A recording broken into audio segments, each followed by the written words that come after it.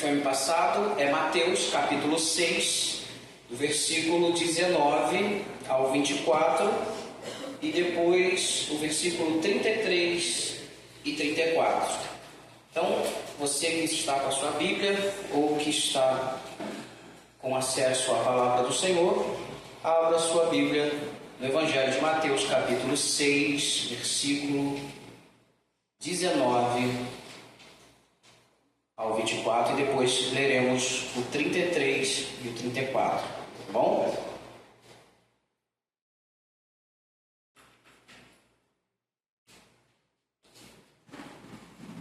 Todos que acharam, digam amém. Amém.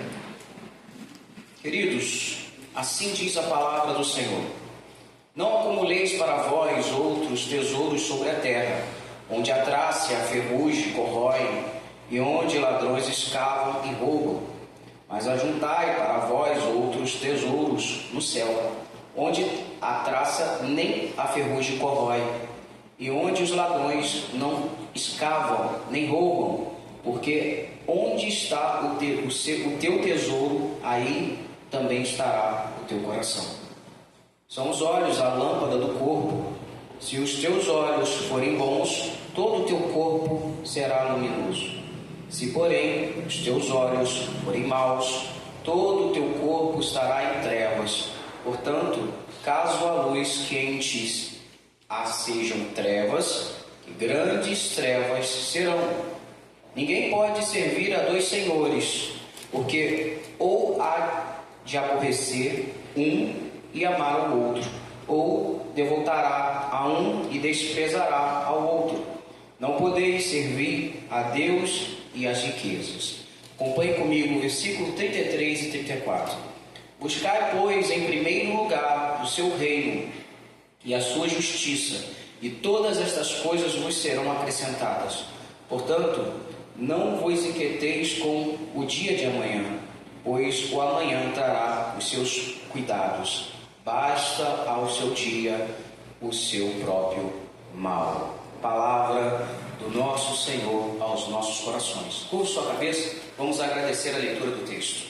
Senhor, muito obrigado, Deus, porque a tua palavra não volta vazia, Deus. Obrigado, Deus, porque nós estamos aqui, sentimos a tua presença, Senhor, santa, maravilhosa nesse lugar, Senhor. E agora nós pedimos que o Senhor livre a minha boca da heresia, Pai. E que possamos falar somente aquilo que vier no seu alto e sublime trono, Senhor, aplicando essa mensagem em cada coração aqui presente. Obrigado, Deus, por essa oportunidade. Que teu Santo Espírito aplique em cada um aquela porção que cada um necessita. Obrigado por esta oportunidade. Abençoe o pastor dessa igreja que está em gozo de férias, Senhor, e que ele possa voltar, o teu servo, revigorado para o louvor da tua glória. É a oração que fazemos no nome santo do teu Filho amado Jesus. Amém. Amém. Os irmãos podem se assentar. Meus queridos, antes de chegarmos a esse versículo que nós lemos, o versículo 19, nesse texto que temos diante de nós, precisamos voltar a alguns versículos para entendermos o que Mateus está escrevendo. Por que ele está escrevendo isso? Mateus não escreve isso do nada, como alguém que está no meio de uma conversa e muda de assunto de um jeito meio abrutalhado, nada disso. Nos primeiros 18 versículos deste capítulo, Jesus já tinha desmontado a religiosidade, peça por peça, da religiosidade de fachada dos fariseus. O Senhor falou sobre esmolas, falou sobre oração, falou sobre jejum, falou também sobre várias outras coisas. E dessas três perguntas que sempre estava soando de fundo era a mesma: para quem vocês estão fazendo isso? Para serem vistos pelos homens? Para receberem aplausos? Esses aplausos que passam como poeira na rua? Ou para ser visto pelo Pai? E para ser visto pelo Pai tem que ser diferente, porque para ser visto pelo Pai tem que estar em secreto. Para ser visto pelo Pai tem que ter humildade não precisa expor a sua espiritualidade. É isso que Jesus vem demonstrando. E essa é a bússola que orienta tudo o que vem a seguir depois disso. Quando nós chegamos no versículo 19, Jesus não muda de assunto, ele simplesmente move a câmera da religiosidade visível para o bolso. Porque, meus irmãos, o bolso é o termômetro também da nossa espiritualidade. É onde a hipocrisia religiosa costuma ficar escondida. É no bolso. Porque dá para fingir, meus irmãos, humildade em uma oração pública. Nós conseguimos fazer isso. Soa piedoso. Nós passamos por humilde quando nós oramos. Tem gente que se emociona até com a oração do outro. Mas é bem mais difícil você fingir desapego quando o assunto é dinheiro. E Jesus sabia disso. Um grande homem de Deus chamado D.A. Carson, ele observa que os tesouros da terra que Jesus tem em mente estão principalmente nas vestes daquele tempo, nas vestes orientais, que eram ricamente bordadas e era artigo de luxo naquele tempo. O tipo de peça que qualquer traça respeitável adoraria consumir, encontrar. Também, além de metais que a ferrugem corrói e provisões de grão que apodrecem. Jesus usa essas figuras para que você possa entender que aquilo que verdadeiramente importa é estar no céu e louvar o nome do Senhor. Em Israel, no primeiro século, não existia, meus irmãos, banco. Não tinha como você guardar o dinheiro, as suas riquezas em um cofre. A gente tem essa possibilidade hoje de fazer isso. Riqueza de uma família era medida pela quantidade de roupa que existia dentro de um baú. A quantidade de óleo que essa casa possuía. A quantidade de grãos armazenados e metais preciosos escondidos em algum lugar da casa. O problema é que a traça não pede licença para entrar. E o que acontecia era isso. Ela agia silenciosamente, sem alarme, sem fazer barulho. E a família, quando abria aquele baú para uma festa de casamento, para buscar as melhores roupas para uma data comemorativa, eles viam a herança virando pó. Jesus usa essas ilustrações, esses exemplos, para falar da importância que verdadeiramente vale em nossas vidas. John Stott vai chamar o Sermão do Monte de manifesto. A própria descrição que Jesus faz de como deve ser a vida e o caráter de quem já pertence ao seu reino. E é exatamente isso, meus irmãos, que está em jogo nesse trecho que nós acabamos de ler. Meus irmãos, Mateus 19, versículo 19 ao 24 do capítulo 6, com a sua conclusão no versículo 34, não é um manual de finanças como nós possamos entender. Não é a promessa de prosperidade material de quem é mais generoso. Não é também uma lei que impõe o desapego para quem é mais desapegado com o dinheiro, é mais espiritual também. Também não é nada disso. É Jesus expondo um diagnóstico, porque Jesus não tem uma opinião a nosso respeito, meus irmãos. Jesus tem um diagnóstico. E o diagnóstico é certeiro. Qual é o problema do nosso coração? Aonde está a nossa esperança? E ele, sabendo disso, ele trata o coração de cada um que está te ouvindo. Jesus quer saber uma única coisa hoje. Onde está o seu coração? A temática hoje da liturgia, do culto da manhã, do culto da noite, é o Senhor fazendo a pergunta que pode deixar você desconfortável hoje. Aonde oração? Qual é a coisa que te motiva todos os dias? E ele vai responder essa pergunta olhando para o seu extrato bancário. Ele vai responder essa pergunta olhando para o extrato do seu Pix. Para aquilo que ocupa os seus pensamentos antes de dormir. O que você se ocupa? Qual é aquela inquietação da sua mente na hora que você vai dormir? E nós aprendemos a primeira lição desse versículo 19. Em primeiro lugar, toda riqueza que permanece na terra já está apodrecendo. Se você tem a sua esperança em alguma riqueza aqui na terra, eu quero dizer uma coisa para você essa noite, meu irmão: está apodrecendo. Jesus aqui não está, meu irmão, condenando o trabalho. Ele não está condenando a poupança. Ele não está condenando o planejamento financeiro. Ele está condenando o endereço errado do seu coração. Até porque, meus irmãos, ele mesmo trabalhou. Ele era carpinteiro. Recebeu salário. Apóstolo Paulo mais tarde vai dizer que aquele que não quer trabalhar também não coma. O alvo aqui do ajuntar, o verbo aqui ajuntar, não é o ato de guardar, mas o lugar escolhido para guardar e o motivo pelo qual se guarda. A palavra grega usada aqui, tesouro, é a mesma palavra que era usada para o cofre do templo, aonde eram guardadas as coisas sagradas do templo.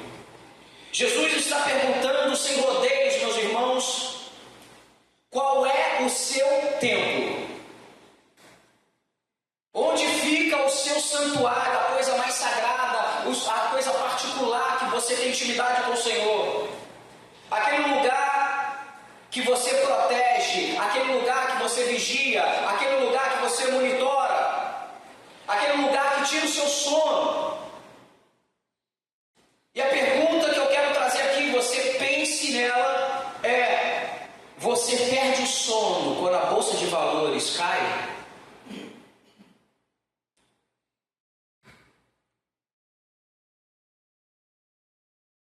De acaso é enfático afirmar que o alvo do texto não é a riqueza em si, nem a posse de bens. Não há problema nenhum você ter bens, meus irmãos, mas o amor que você coloca nessas coisas.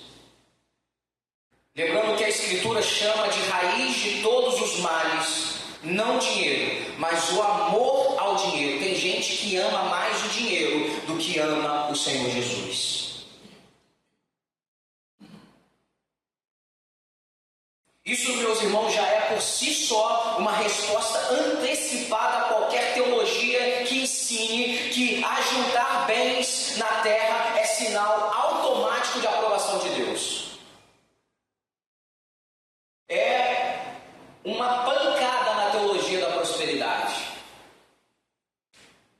Porque coloca na cabeça do crente que você pode viver o céu aqui na terra, usurpando, porque Deus não aceita crente pobre.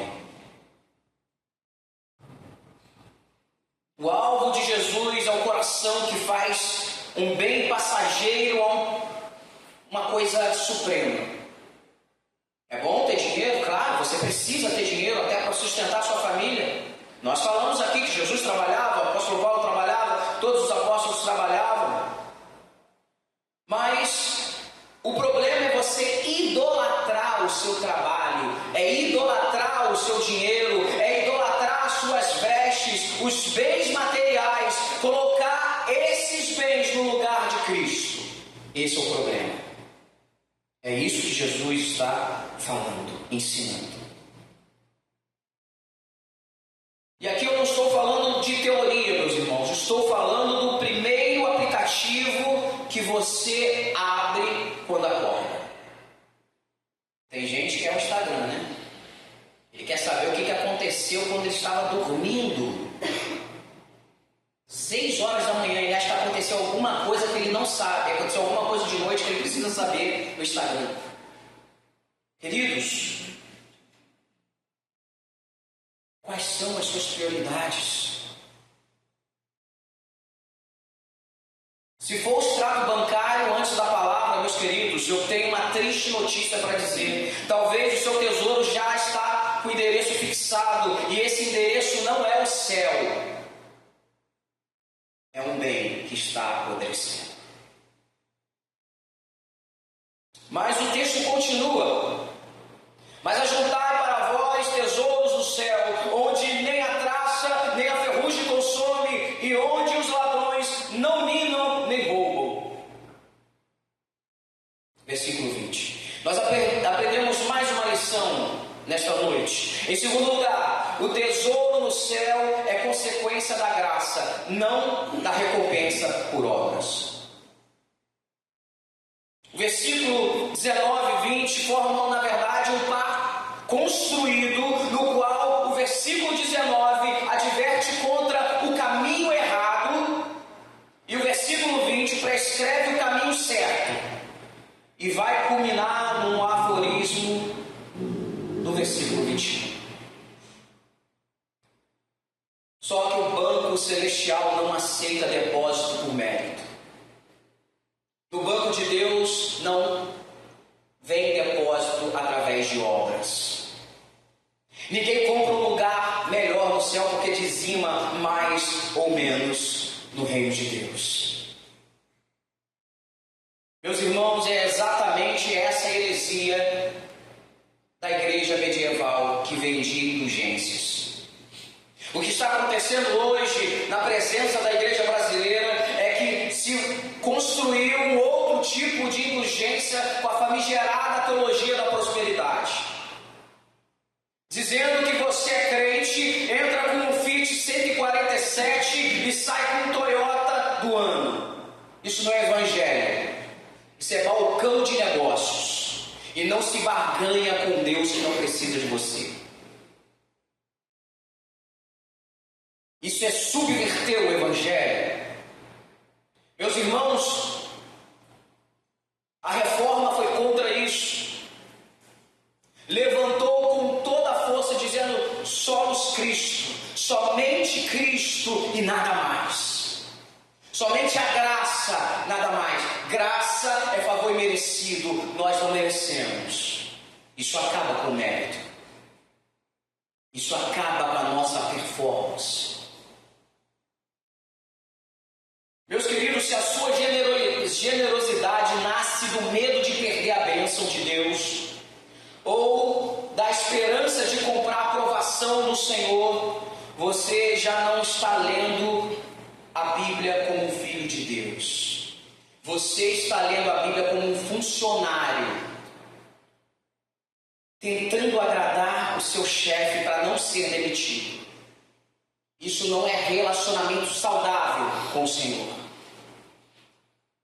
Isso não é o correto, não é o que o Senhor Jesus ensinou. Tudo que temos, família, casa, negócios, nunca foi propriedade nossa, nós somos apenas mordomos daquilo que o Senhor colocou em nossas mãos.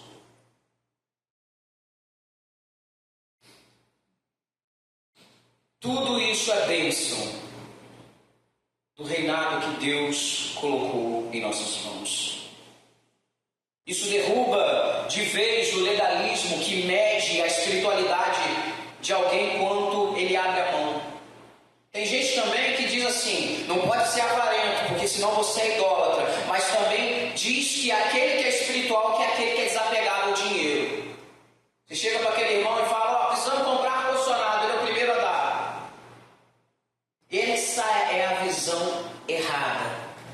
Porque ser desapegado não quer dizer que você vai conseguir comprar o favor de Deus. Você doando o seu dinheiro, você não compra o favor de Deus. Nós não dizimamos para ser abençoados. Nós dizimamos porque já fomos abençoados. Isso muda tudo. Se tudo já pertence a Deus, meus irmãos, Antes mesmo de sair da nossa carteira, não existe nenhuma transação a ser feita. Existe apenas a mordomia exercida pelo servo do Senhor. Conheço gente que conta moeda centavo por centavo para entregar o dízimo, como se pagasse pedágio para Deus, porque senão Deus vai multar ele. Mas também eu conheço pessoas que dão com o coração leve, às vezes chorando de gratidão, porque entendeu que tudo é do Senhor, é dele mesmo, antes mesmo de sair da nossa carteira. A diferença entre as duas pessoas não está na planilha, está no Evangelho, que cada uma delas crê. Cada um crê de um jeito, e somente o jeito do servo do Senhor está correto, porque foi o jeito que o Senhor Jesus nos ensinou. A palavra de Deus no versículo 21 diz assim: porque onde estiver o vosso tesouro, aí estará também o vosso coração. Versículo 21. Nós aprendemos a terceira lição nessa noite. O dinheiro não apenas revela o coração, ele também o atrai para onde está o tesouro. Repare que Jesus inverte a lógica que costumamos usar. Gostamos de pensar assim: primeiro eu decido o que valorizo no coração, depois esse valor se reflete no Pix. Jesus ensina que o caminho é inverso, também é verdadeiro, talvez seja o mais perigoso dos dois, onde você põe o seu dinheiro, o seu tempo, a sua atenção, o seu coração vai atrás. Goste você ou não. Se o seu coração está na obra, meu irmão, se você ama a obra do Senhor, você pode estar certo que o seu coração vai para a obra. Agora, se você está indiferente à obra do Senhor, pode ter certeza, o seu coração vai para outra coisa, não vai para a obra do Senhor, não vai para as coisas do Senhor, você não vai valorizar as coisas do Senhor, você não vai amar as coisas do Senhor e não vai amar aquilo que Deus ama, que é o pior de tudo.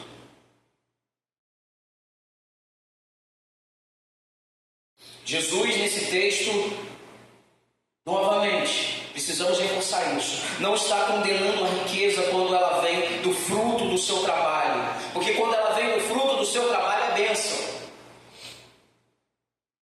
Ele não está proibindo previdência privada, não está nada disso, não está preocupado, ele não está falando nada disso, mas ele está condenando o acúmulo que usurpa o lugar que só pertence a Deus no seu coração. Meus queridos, não tem problema você ter coisas, desde que elas estejam na sua mão. O problema é quando você tem coisas dentro do seu coração. O problema não é o dinheiro no bolso. O problema é o dinheiro no coração. Porque no coração só tem espaço para Deus. Só tem espaço para o Senhor. Ele não abre mão disso. Meus irmãos, não é coincidência que a palavra grega para coração, cardia, na mentalidade hebraica nunca significa apenas sentimento. Ela descreve o centro de decisão da pessoa inteira, a sede da vontade, a sede do intelecto, a sede dos afetos reunidos em um só lugar, o coração. É essa a mentalidade hebraica. Conheço gente com pouco recurso que aperta o cinto em tudo, menos naquilo que alimenta o seu vício, que alimenta a sua vaidade. Aí ele é esbanjador. O problema nunca foi só o tamanho da conta bancária, é o endereço para onde o coração corre quando ninguém está olhando. Você tem confiança em quê? No dinheiro que está lá no banco? Nas suas economias guardadas? Eu quero dizer para você, a esperança do crente não é em coisas, não são em coisas, é em uma pessoa, o Senhor Jesus, que é a nossa esperança.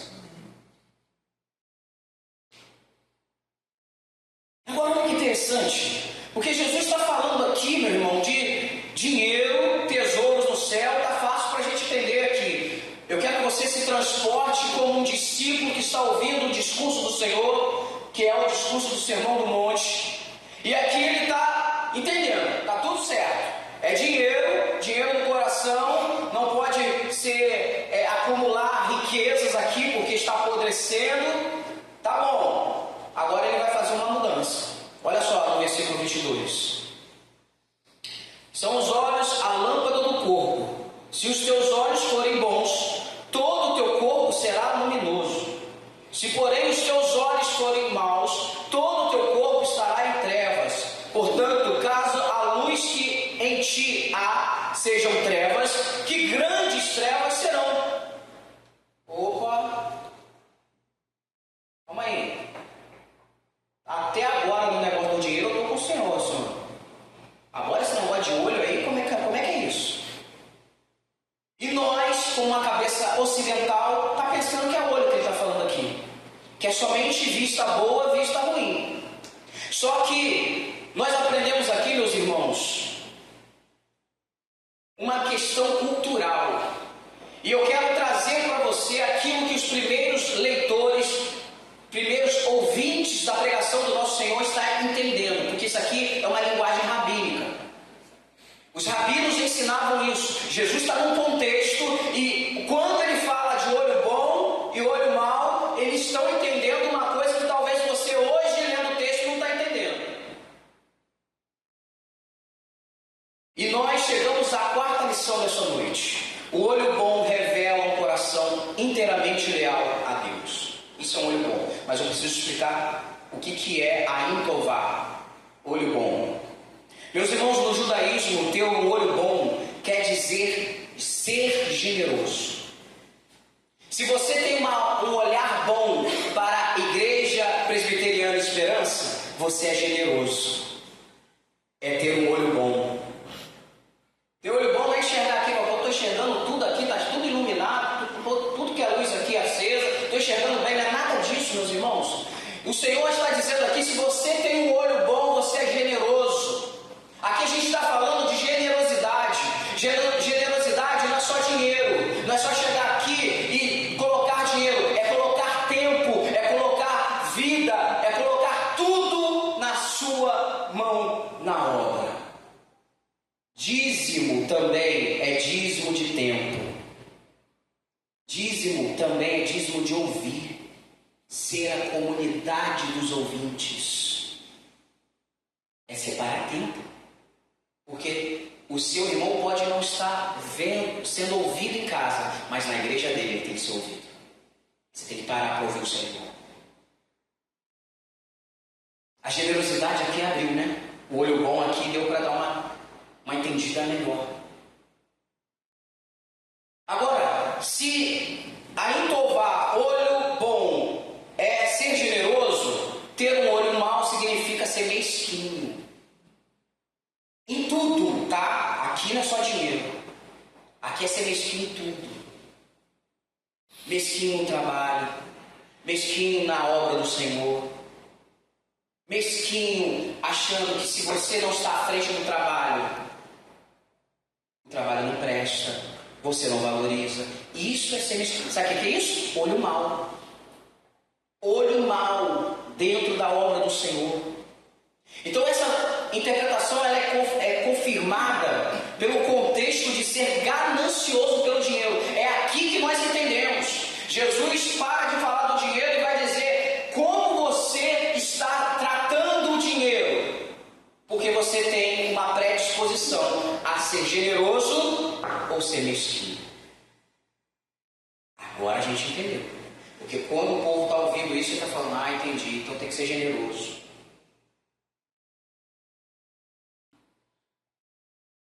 Se os seus olhos estão bons, a pessoa inteira fica cheia de luz, como o Senhor está dizendo. E aqui a luz, o entendimento de luz aqui, é porque a palavra de Deus é o quê? Lâmpada. O povo entendeu, fez a ligação correta. Ser generoso demonstra que eu tenho intimidade com o Senhor. Todo servo do Senhor é generoso. Servo do Senhor que é mesquinho, ainda precisa ter um encontro com Jesus, para ter a visão mudada. É cosmovisão, meus irmãos. Se os seus olhos forem maus, a escuridão toma conta de tudo. Meu irmão, quando você tem um olho mau, você é o pessimista da igreja. Vamos fazer esse projeto. Não, dá errado. É o olho mau. Tem um olho mau. Ainda há um olhar que puxa tudo para trás. Vamos fazer essa obra. Eu estou aqui 15 anos na igreja, já tentamos, não vai dar certo. É um mesquinho. Tem um olho mau. E Jesus vai dizer que todo o corpo dele vai estar em escuridão. Ou seja, o olho bom é o olho fixo em Deus, sem se desviar da contemplação constante da palavra do Senhor. É o olho mau, é o olho dividido, é o olho que tenta servir a dois interesses ao mesmo tempo. Não está com o coração. Gente que tem o olho mau, ele não está com o coração na obra, está com o coração dividido. E isso vai prejudicar ele e depois será tratado no conselho. Porque o conselho vai ter que resolver esse problema. Porque vai contagiar um monte de gente. Porque quem tem pensamento mesquinho, olhar mal, passa para outras pessoas. E aqui, meus irmãos, eu quero ser bem direto. Você já reparou como fica o seu estômago? Como fica o seu humor quando alguém do seu grupo, de pequenos grupos, recebe uma bênção financeira, recebe um carro novo, recebe uma promoção e vai chegar lá no PG e conta essa bênção? Se o teu estômago vira, se você fica irritado com isso, meus queridos, você precisa orar a Deus para tirar esse olho mau e ter um olho bom. Lembra que eu falei que contagia? Quem tem olho bom, que é mesquinho, não comemora a bênção do irmão do lado. Esse é o problema, meus irmãos. Esse é o problema. Agora, se você fica alegre, com aquela alegria genuína, você está com um olho bom e você tem intimidade com o Senhor Jesus. Você é um discípulo do Senhor Jesus. Agora, se você fica com o coração apertado, se você está avaliando se o teu irmão merece aquela bênção ou não merece, você está com o olho mau. E a Escritura é implacável ao afirmar que se olhar e não entender que as bênçãos que Deus tem para você vai chegar na hora certa, meus queridos, você não tem esperança do Senhor. Esse é o grande problema, meus irmãos. O problema é esse, quando você acha que a bênção do seu irmão não é bênção para você. Se você comprou um carro e pode abençoar o seu irmão com uma carona, já está abençoando ele. Ele já não está pegando ônibus, ele já não está passando dificuldade. Sabe o que está fazendo? Você está vendo claramente que quando Deus abençoa pessoas com dons na igreja, é para edificar o irmão. Todo dom, toda bênção é para edificar os irmãos da sua igreja. Pastor, mas como é que funciona isso? Qualquer coisa, meus irmãos. Qualquer coisa que Deus coloca na sua mão é para abençoar outras pessoas.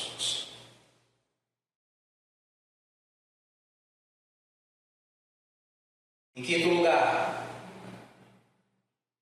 o dinheiro exige a lealdade que pertence somente a Deus. Note que o verbo usado aqui não é ajudar, nem gerenciar, nem usar. É o doléu, servir como escravo. O mesmo verbo empregado para descrever a relação entre um servo e um senhor absoluto no mundo antigo, meus irmãos. Um escravo no primeiro século, ele não tinha dois patrões, não tinha dois senhores. Então não tem como você servir a dois senhores, porque você passava o dia todo, o mês inteiro, o ano todo servindo somente ao seu Senhor. Então não tem como, mesmo querendo que você se desdobre e sirva a dois senhores, é isso que Jesus está dizendo, não tem como servir a dois senhores. Você pode botar devoção demais para um e devoção de menos para outro. Alguém vai ficar insatisfeito. E a dica aqui é que o Senhor que está dizendo isso, que Ele que vai ficar insatisfeito. Nós precisamos ter somente um Senhor. A jornada é longa. Precisamos servir, temos muito trabalho a fazer. Então nós não podemos ter dois senhores na nossa vida. Meus irmãos, existe categoria bíblica de... Não existe categoria bíblica de servir só um pouquinho na obra do Senhor. Não existe.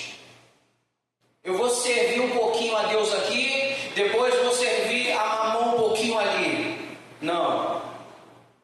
Não tem como você equilibrar bem as prioridades.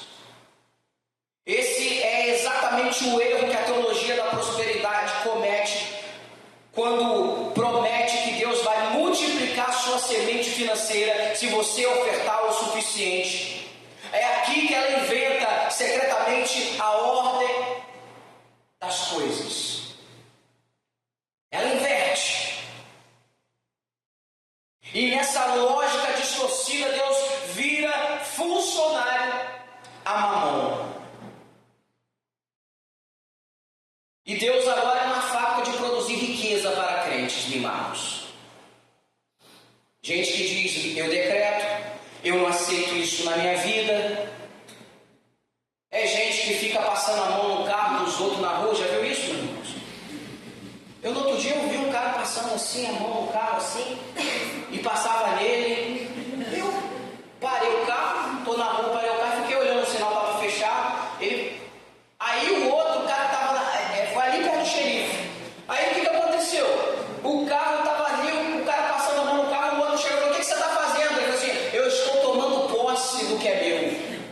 Meu irmão, se você está tomando posse do carro dos outros, você está pegando o bem dos outros. Porque o carro é do irmão, o carro é do outro, o carro não é seu.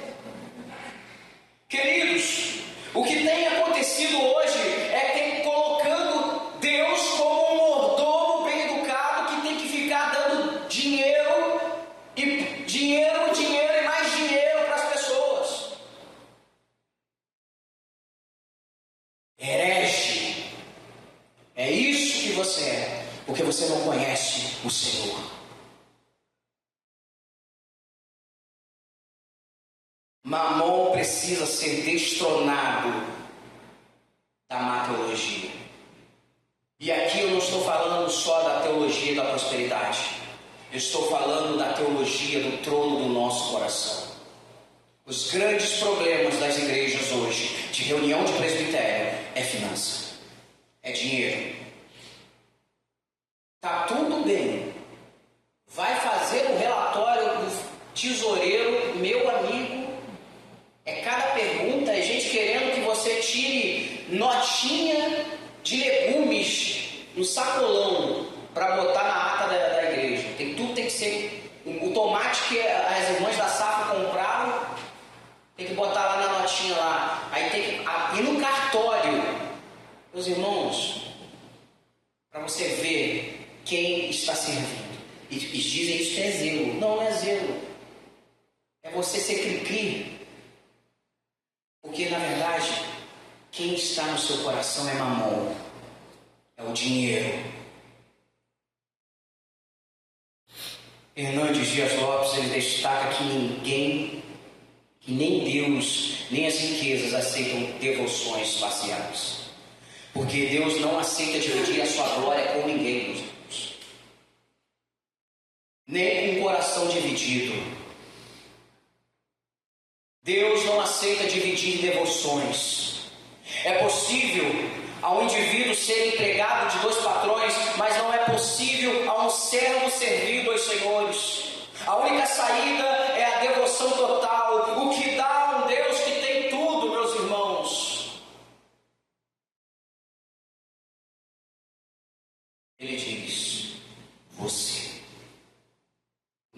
tem tudo, Ele quer tudo. Ele quer você por inteiro. Ele não quer a metade do coração. Ele quer o coração inteiro.